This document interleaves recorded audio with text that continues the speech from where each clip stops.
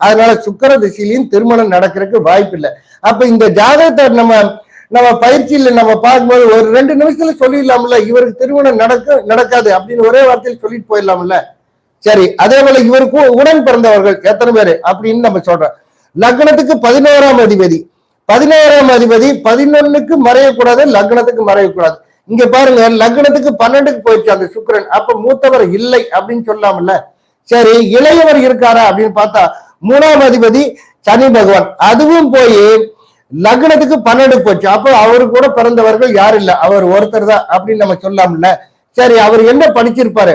அதாவது 3ஆம் இடங்கிறது 10th, 4ஆம் இடம் +2, 5ஆம் இடம் உயர்நிலை கல்வி.